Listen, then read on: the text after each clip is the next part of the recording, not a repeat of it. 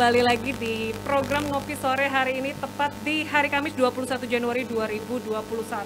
Tak lupa kembali saya ingin mengingatkan bahwa hari ini bertepatan dengan HUT Kota Samarinda ke 353 dan juga pemerintah Kota Samarinda di 61 tahun, dan tentunya di hari ini di perdana ngobrol pintar dan inspiratif alias Ngopi Sore persembahan Diskominfo Kaltim, kita ingin membahas seperti apa sih Samarinda bagi Kalimantan Timur. Namun seperti tagline-nya Ngopi Sore, kita mau ajak narasumber di sore hari ini. Sebentar aja kok buka maskernya, tetap mengikuti protokol kesehatan. Kita mau ngopi dulu sedikit. Yanka, Bu Mei, boleh kita ngopi dulu sedikit. Kita lagi ada di 16 Lounge Hotel Aston Samarinda dan kita mau nyeruput dulu kopi sore kita hari ini. Gimana Sobatkom yang ada di rumah, udah ngopi apa belum? Kita duluan ya.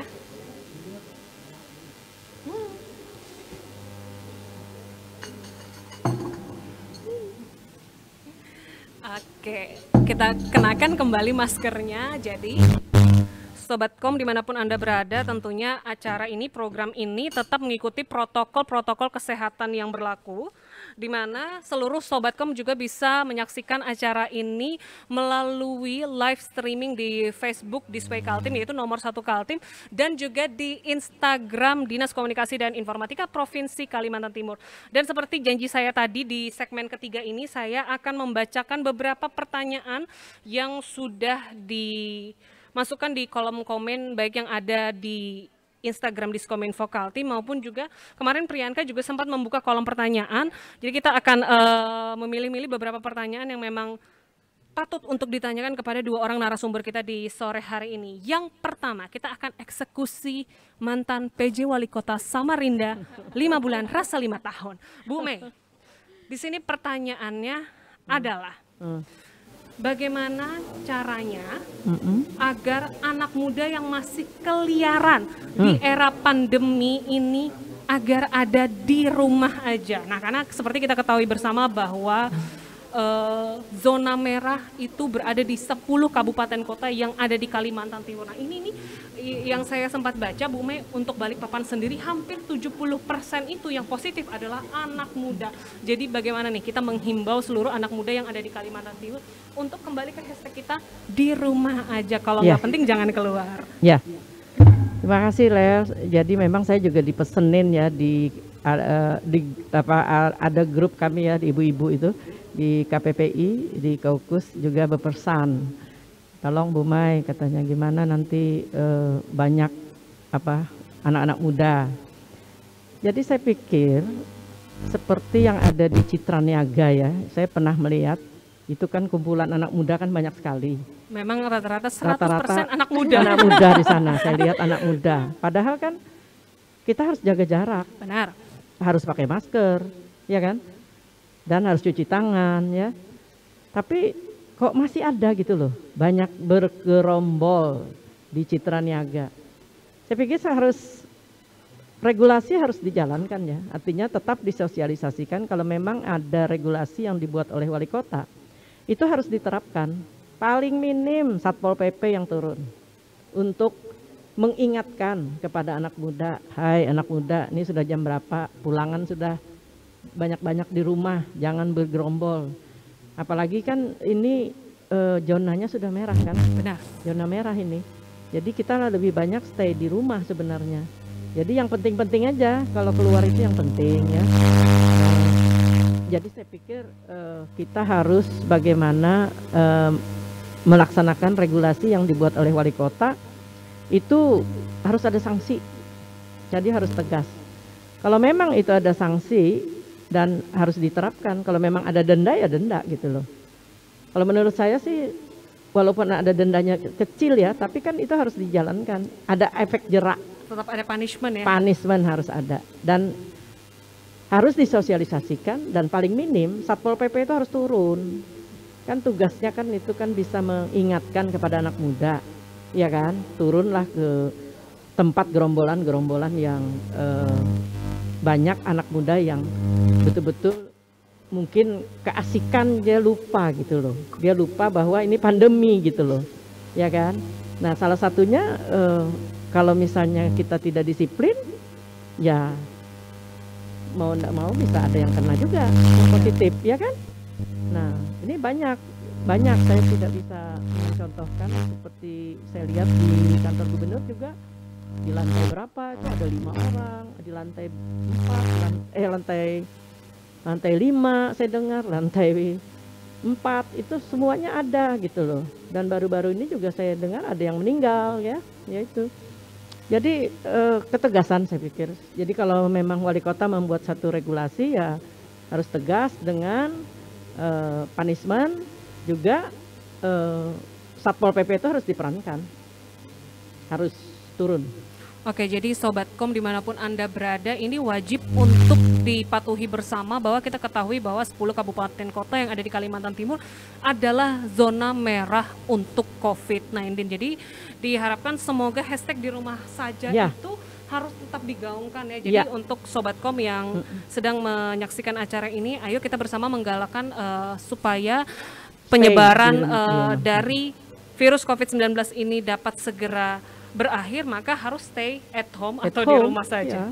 Baik, dari Bu Mei kita mau beralih lagi ke Priyanka. Ini ada pertanyaan dari para idola-idola Priyanka mungkin karena kita ketahui bersama Priyanka ini merupakan Putri Pariwisata Kota Samarinda dan juga Putri Pariwisata Kalimantan Timur dan tentunya memiliki banyak prestasi, salah satunya prestasi-prestasi di sektor pariwisata. Pertanyaannya adalah apa yang Yanka lakukan untuk memajukan Kota Samarinda terkhusus di sektor pariwisata?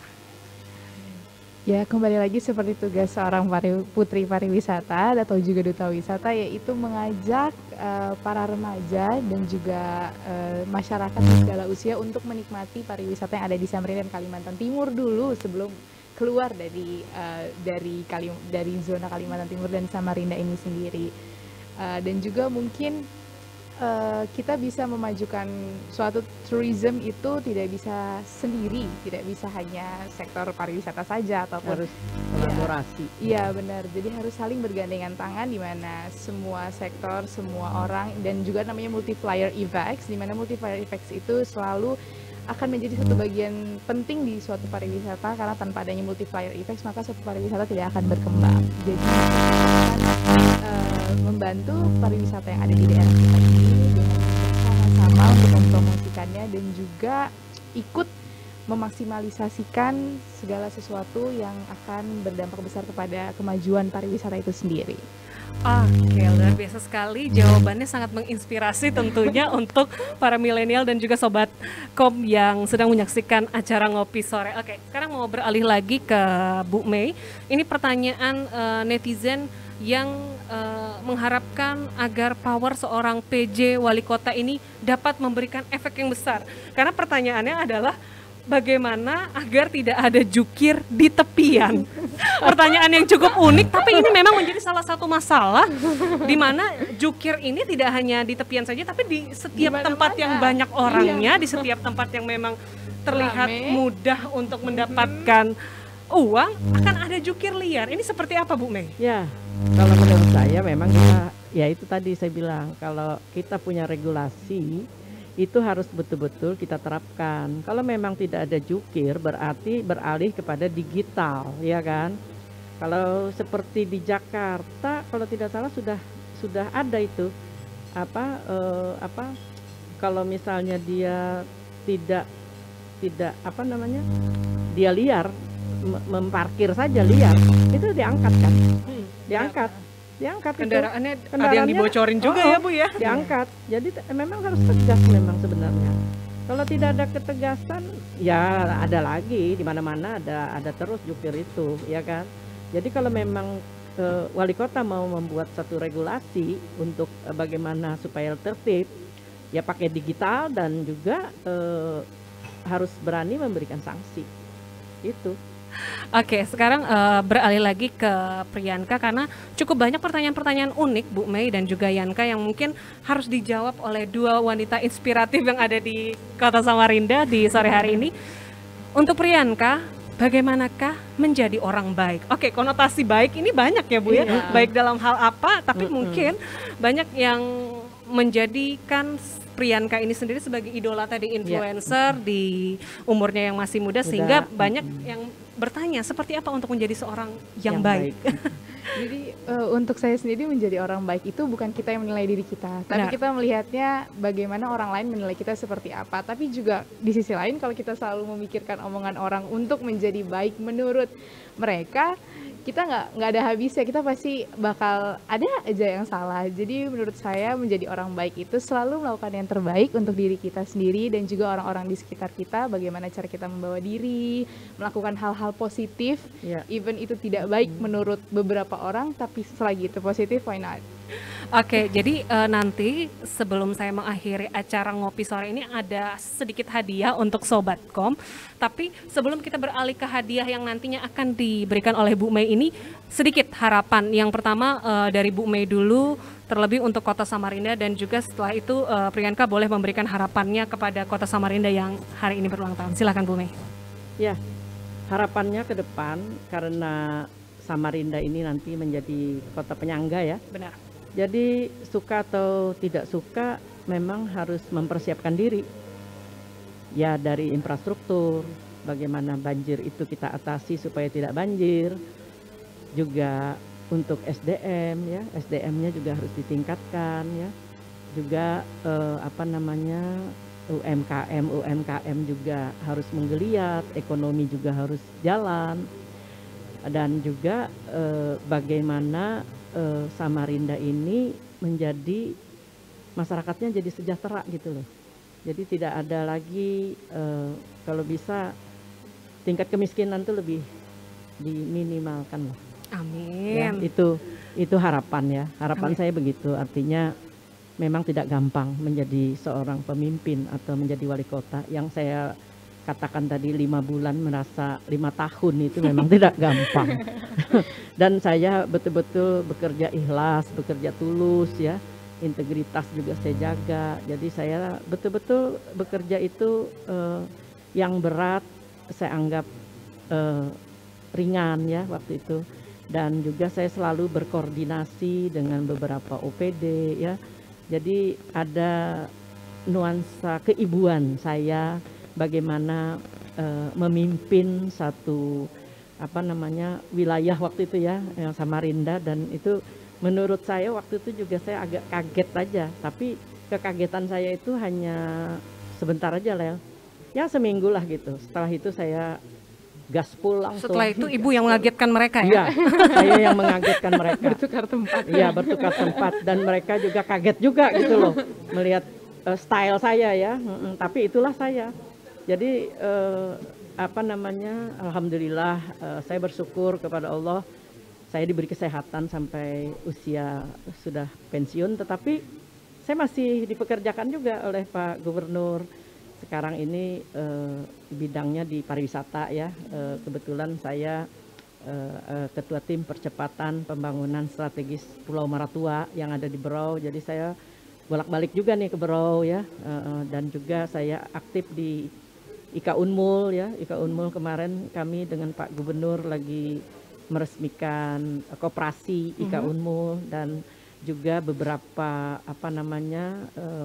saya aktif juga di Ikatan Persaudaraan Haji ya, yang rencana nanti mungkin akan membangun rumah sakit dan masjid di daerah dekat APT Pranoto, karena nanti bandara itu kan menjadi bandara internasional. Benar. Jadi suka atau tidak suka di sana akan ada namanya embarkasi haji. Kebetulan saya ketua IPHI Ikatan Persaudaraan Haji dan akan mendapatkan tanah hibah dari salah satu anggota IPHI, dan rencananya akan dibangun nanti di sana rumah sakit yang bernuansa beda dengan rumah sakit yang ada. Itu yang pertama ide kami, dan yang kedua ada masjid yang juga masjid itu juga berbeda dengan masjid yang ada di Kalimantan Timur. Jadi untuk arah utara itu nanti akan bersinergi dengan pariwisata. Baik, kalau Yanka sendiri sedikit sebelum kita mendapatkan hadiah dari Bu Mei, apa harapannya untuk Kota Samarinda? Harapannya semoga kita semua, baik masyarakat atau pemerintah, bisa bekerja sama untuk melewati bencana-bencana, cobaan-cobaan Amin. ini. Begitu saja. Oke, dan tidak terasa 1 jam Sobatkom kita ngobrol-ngobrol bersama dengan Ibu Meliana dan juga Natasha Priyanka di sore hari ini.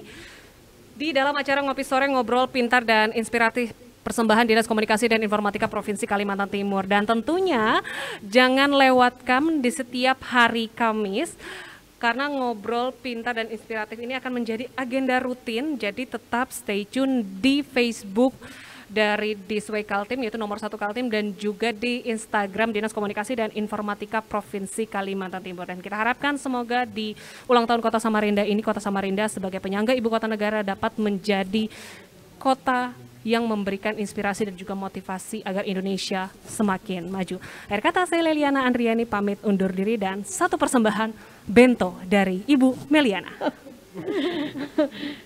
Tidak ada musik ya, jadi Oke, kita pakai musik sendiri aja. Iya. Namaku Bento, rumah estate, mobilku banyak, harta melimpah. Orang memanggilku bos eksekutif, top atas segalanya asik. Sudah cukup. Oke, terima kasih dan sampai berjumpa. Wassalamualaikum warahmatullahi wabarakatuh dan selamat sore.